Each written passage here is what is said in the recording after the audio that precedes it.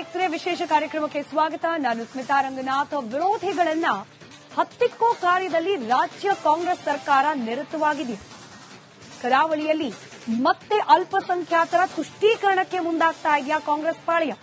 ಈ ಪ್ರಶ್ನೆ ಮೂಡೋದಕ್ಕೆ ಕಾರಣ ಅಲ್ಲಿ ಹಿಂದೂ ಮುಖಂಡರ ಮೇಲೆ ಏಕಾಏಕಿ ದಾಖಲಾಗಿದೆ ಎಫ್ಐಆರ್.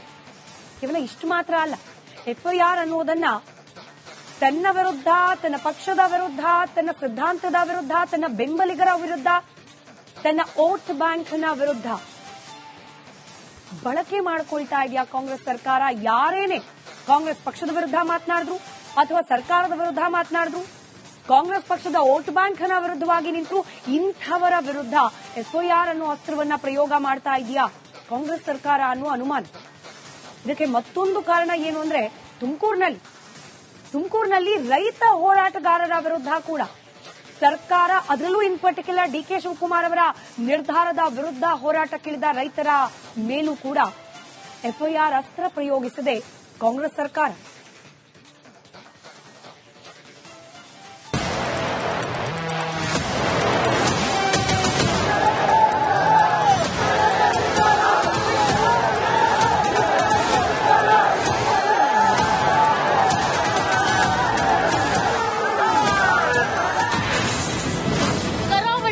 ಮುಖಂಡರ ಮೇಲೆ ಎಫ್ಐಆರ್.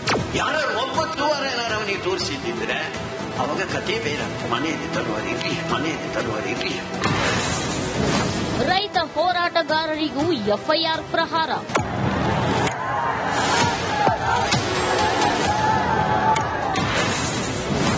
ರಾಜ್ಯದಲ್ಲಿ ಜೋರಾಯ್ತಾ ಎಫ್ಐಆರ್ ಪಾಲಿಟಿಕ್ಸ್. ಕಾಂಗ್ರೆಸ್ ಸರ್ಕಾರದ ವಿರುದ್ಧ ನಿಂತರೆ ಸಾಕು, ಬೆಳಗಾಗೋದ್ರಲ್ಲಿ ಬೀಳಲಿದೆ ಎಫ್ಐಆರ್. ಅದು ಕರಾವಳಿ ಹಿಂದೂ ಹೋರಾಟಗಾರರೇ ಆಗಿರ್ಲಿ, ಇತ್ತ ತುಮಕೂರಿನ ಹೇಮಾವತಿ ಹೋರಾಟಕ್ಕಿಳಿದ ರೈತರೇ ಆಗಿರ್ಲಿ, ಅಥವಾ ರೈತರ ಪರ ನಿಂತ ಮುಖಂಡರೇ ಇರ್ಲಿ, ಮುಲಾಜಿಲ್ಲದೆ ದಾಖಲಾಗಲಿದೆ ಎಫ್ಐಆರ್. ಹೌದು, ಇದು ಬಹುಶಃ ಕಾಂಗ್ರೆಸ್ ಸರ್ಕಾರದ 6ನೇ ಗ್ಯಾರಂಟಿ. ಮಂಗಳೂರಿನಲ್ಲಿ ಸೇಡಿನ ಹತ್ಯೆಗಳ ಸರಣಿ ಕಂಟಿನ್ಯೂ ಆಗಿರುವಾಗಲೇ 2 ದಿನಗಳ ಹಿಂದಷ್ಟೇ ಮುಸ್ಲಿಮರನ್ನ ಸಂತೈಸೋ ಕೆಲಸ ಮಾಡಿದೆ ಕಾಂಗ್ರೆಸ್. ಇದಕ್ಕಾಗಿ ಮುಸ್ಲಿಮರ ಸಭೆಯನ್ನೂ ನಡೆಸಿದ ಜಿಲ್ಲಾ ಉಸ್ತುವಾರಿ ಸಚಿವ ದಿನೇಶ್ ಗುಂಡೂರಾವ್ಗೆ ಎದುರಾದ ಪ್ರಶ್ನೆ, ಪ್ರಚೋದನಕಾರಿ ಭಾಷಣ ಮಾಡಿದ ಮುಖಂಡರ ವಿರುದ್ಧ ಕ್ರಮ ಏಕಿಲ್ಲ ಅಂತ. ಆಗ ಅಲ್ಲಿ ಕೆಲಕಾಲ ಉಂಟಾಗಿದ್ದು ಗದ್ದಲ, ಗೊಂದಲ. ಅವರು ಅವರಿಂದಾಗಿ ಜೀವ ಹೋಗಿದ್ದವರನ್ನು ಅರೆಸ್ಟ್ ಮಾಡಿ ಎರಡು ದಿವಸ ಮೊದಲು ಸ್ಪೀಚ್ ಮಾಡಿ ಕೊಡಬೇಕು ಅಂತ ಹೇಳಿ ಅವರ ಮೇಲೆ ಅರೆಸ್ಟ್ ಮಾಡಿ ನೀವು. ಮೀಟಿಂಗ್ನಲ್ಲಿ ಕೆಲ ಮುಸ್ಲಿಂ ನಾಯಕರು ದಿನೇಶ್ ಗುಂಡೂರಾವ್ ಎದುರು ಕೂಗಾಡಿದ್ದೂ ಆಗಿದೆ. ಕೊನೆಗೆ 5 ನಿಮಿಷಕ್ಕೆ ಸಭೆ ಮುಗಿಸಿದ ದಿನೇಶ್ ಗುಂಡೂರಾವ್ ಸೂಕ್ತ ಕ್ರಮದ ಭರವಸೆ ಕೊಟ್ಟು ಅಲ್ಲಿಂದ ನಿರ್ಗಮಿಸಿದ್ರು. ಇದಾಗಿ 2 ದಿನಕ್ಕೆ ಮುಸ್ಲಿಂ ಮುಖಂಡರ ಸಂತೈಸೋ ಕಾರ್ಯ ಆದಂತಾಗಿದೆ. ಏಕೆಂದ್ರೆ ದಕ್ಷಿಣ ಕನ್ನಡ ಜಿಲ್ಲಾ ಹಿಂದೂ ಮುಖಂಡರ ಮೇಲೆ ಅಚಾನಕ್ ಆಗಿ ಬಿದ್ದಿದೆ ಎಫ್ಐಆರ್.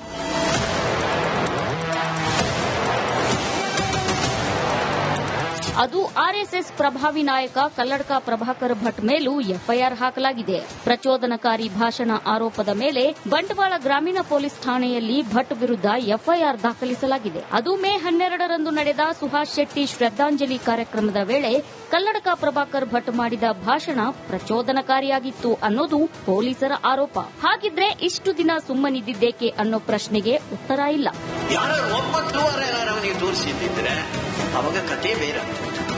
ಅದಕ್ಕೋಸ್ಕರ ನಾವು ಮನೆಯಲ್ಲಿ ತರುವರಿರ್ಲಿ.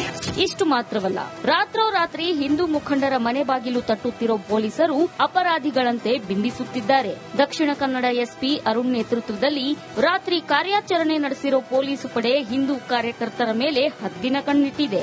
ಪೊಲೀಸರ ಕ್ರಮದಿಂದ ಜಿಲ್ಲಾದ್ಯಂತ ಹಿಂದೂ ಕಾರ್ಯಕರ್ತರು ಭಯದ ನೆರಳಿನಲ್ಲಿ ನರಳುವಂತಾಗಿದೆ.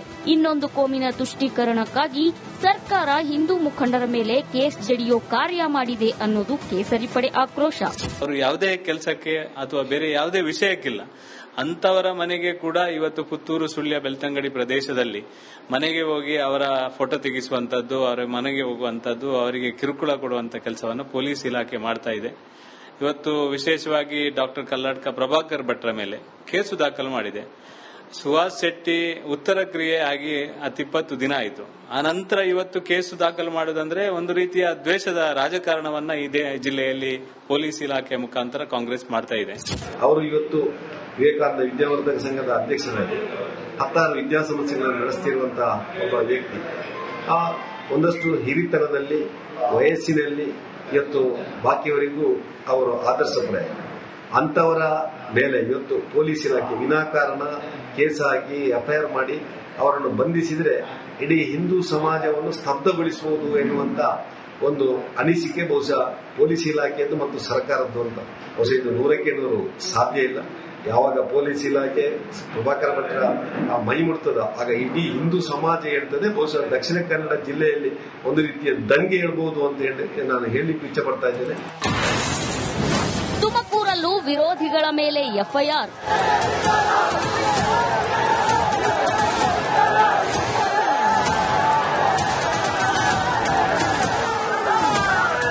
ಅತ್ತ ಕರಾವಳಿಯಲ್ಲಿ ಹಿಂದೂ ಕಾರ್ಯಕರ್ತರ ಮೇಲೆ ಎಫ್ಐಆರ್ ವೆಪನ್ ಝಳಪಿಸಿದ ಸರ್ಕಾರ ಇತ್ತ ತುಮಕೂರಿನಲ್ಲೂ ವಿರೋಧಿಗಳ ಹಣಿಯೋಕೆ ಪ್ರಯತ್ನಿಸಿದ್ದು ಮತ್ತದೇ ಎಫ್ಐಆರ್ ದಾಳ.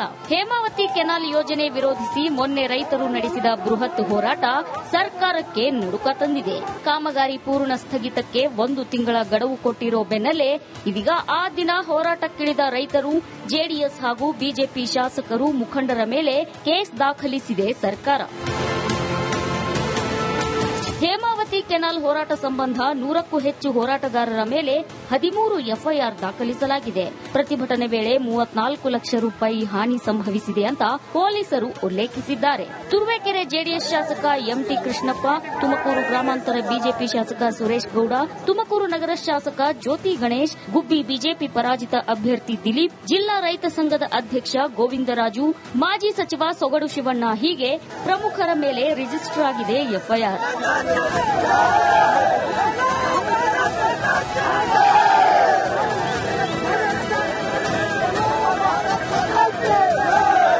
ಒಂದ್ ಕಡೆ ಮೊನ್ನೆ ಸಂಧಾನ ನಡೆಸೋ ನಾಟಕವಾಡಿದ ಸರ್ಕಾರ 2 ದಿನದ ಬಳಿಕ ಅಸಲಿ ವರಸೆ ತೋರಿದೆ.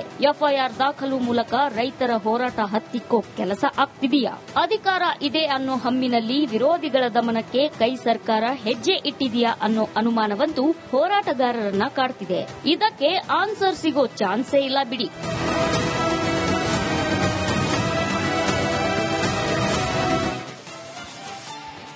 ವಿರೋಧ ಪಕ್ಷ ಬಿಜೆಪಿ ಅಂತೂ ಕಾಂಗ್ರೆಸ್ ಸರ್ಕಾರದ ವಿರುದ್ಧ ಕೆಂಡ ಕಾರ್ತಾ ಇದೆ.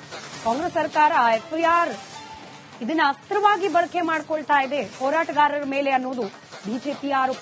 ಕಲ್ಲಡ್ಕ ಪ್ರಭಾಕರ್ ಭಟ್ರು ಹಾಗೆ ಅರುಣ್ ಪುತ್ತಿಲ, ಕಲ್ಲಡ್ಕ ಪ್ರಭಾಕರ್ ಭಟ್ರ ಮೇಲೆ ಎಫ್ಐಆರ್ ದಾಖಲಾಯಿತು. ಇದೀಗ ಸದ್ಯಕ್ಕೆ ಹೈಕೋರ್ಟ್ ಒಂದಷ್ಟು ತಾತ್ಕಾಲಿಕ ರಿಲೀಫ್ ಕೊಟ್ಟಿದೆ. ಆದರೆ ಅರುಣ್ ಪುತ್ತಿಲ ಅವರಿಗೆ ಗಡಿಪಾರ್ಗೆನೆ ನೋಟಿಸ್ ಕೊಟ್ಬಿಟ್ಟಿದೆ ಪೊಲೀಸ್ ಇಲಾಖೆ. ಹೀಗಾಗಿ ಕಾಂಗ್ರೆಸ್ನ ವಿರುದ್ಧ ಮಾಜಿ ಸಂಸದ ಪ್ರತಾಪ್ ಸಿಂಹ ಕೆಂಡ ಕಾರಿದ್ದಾರೆ.